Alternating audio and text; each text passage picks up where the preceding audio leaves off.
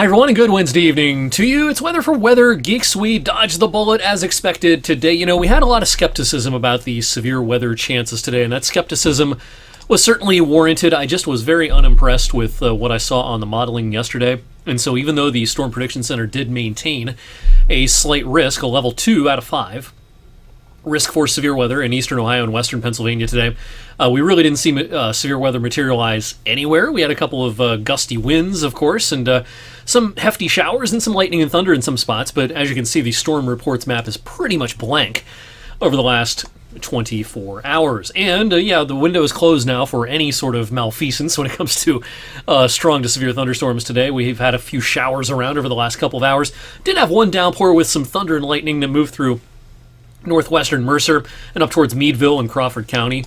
That's pretty much gone at this point, and from here on out, the story will become more and more the big temperature plunge that is coming. Now, we did have severe weather today across parts of the mid-Atlantic states and down into the Carolinas. In fact, an early morning round of severe weather did produce some tornadic activity around the Charlotte area this morning along this same cold front that is getting set to move through our area, and boy, are we noticing the change. Now, we made it into the 60s in a lot of places today, but we backed off to 46 here in the 7 o'clock hour at the airport, and it's only down from here. We're already down to 40 in Columbus and 35 in Cincinnati, and of course that's the direction our air mass is coming from. Rainfall totals over the last 24 hours, quarter to a half an inch, pretty common. Some higher totals locally from Newton Falls up to Southington, over towards the Warren and Cortland areas, and up towards Greenville. That's kind of the hot spot for rainfall totals. One other hot spot in northeastern Mercer County. Otherwise, amounts were pretty modest with last night's rain and the scattering of showers and thunderstorms that we had today. So our early evening showers departing as we speak, and then the air will be cold enough to support snowflakes as we go deeper into the night. And as most head out the door Thursday morning, there's going to be some snow flurries and snow showers around. Now, this may be enough to maybe cover the grass in some spots.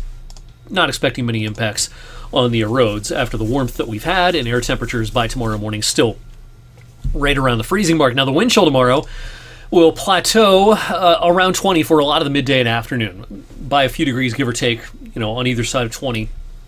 That's what you can expect for wind chills. On Thursday, a blustery day as the storm system starts to exit. Snow showers will be most numerous in the morning, maybe a few flurries in the afternoon. Then the sky will quickly clear by Thursday evening, and I think we'll start out with some sunshine Friday morning. Now, this next system, we talked about this some last evening. This next system is kind of a weak one, certainly not as strong as the one moving through as we speak, but I think it is likely to spread precipitation our way towards sunset and afterwards Friday evening. Now, as this comes in, it may be kind of a mixed bag briefly, with raindrops mixed with the snowflakes and temperatures above freezing, but I think by mid-evening on Friday, we're going to see primarily wet snow out of this. I do think it can stick. I don't think it's all the snow in the world, but it could make for some slick surfaces before Friday evening is through. That'll be long gone by Saturday morning. I have a chilly but dry day Saturday. Sunday looks like the warmer half of the upcoming weekend. As far as that Friday evening snow, our models are in pretty good agreement here of an inch or less. GFS continues to insist, as it has for the last few runs, that we could see more than an inch, but that's an outlier. Most of our modeling shows under an inch, but you get 3/4 of an inch of snow Friday evening. And with temperatures trying to slide below freezing, there might be a few slick spots. Boy, this weather whiplash continues for the next several days. It's going to be a chilly Friday and Saturday. Sunday a little bit better, more seasonable. And then as we head into next week, boy, look out. It's going to be spring fever for a few days next week. Beautiful day Monday with a high of 52. And then we've got 60s in our forecast for a couple of days. And I do think those 60s for the middle of next week will come with no storm chances. Looks like a really nice stretch around the 11th and 12th. I think we'll stay largely above the average through the end of this 10-day period. Now, I do think some cooler air is likely to make inroads as we head towards St. Patrick's Day. I've been talking about that, but I've been mentioning the longer range in our videos of late. And real quickly, I don't want to forget before we leave this evening, speaking of the longer range, today being the 5th day of the month, we got a new set of long-range computer model guidance from the European Center, as we do on the 5th of every month. This is called the Seasonal Outlooks.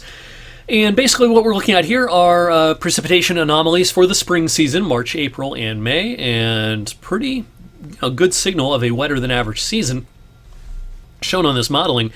And I'm pretty confident this is the right idea considering other modeling has a similar idea. We talked about the spring forecast on Weather for Weather Geeks Monday evening, and today's run of the European seasonal guidance really lends a lot of credence to our ideas with the spring forecast we did a few days ago. Just for entertainment purposes, here's a look at the summer forecast, June, July, and August, precipitation anomalies. And if the European has the right idea, the wet times may continue over the summer. Well, long-range experts, especially those with agricultural interests in the Corn Belt, are concerned about drought conditions this spring and summer out towards Iowa, Missouri, into Kansas, Nebraska, the Dakotas, Minnesota, places like that. But I don't think this is likely to be a drought year for us.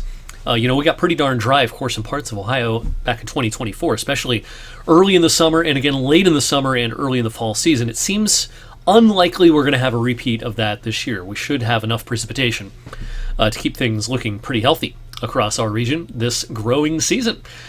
That's it for me on Weather for Weather Geeks on this Wednesday evening. Have a great rest of your night, and I'll meet you back here on Thursday.